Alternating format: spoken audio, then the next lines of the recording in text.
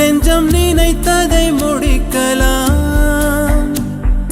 தொடுவானம் இனி தொடும் தூரம் பல கைகளை சேர்க்கலாம்.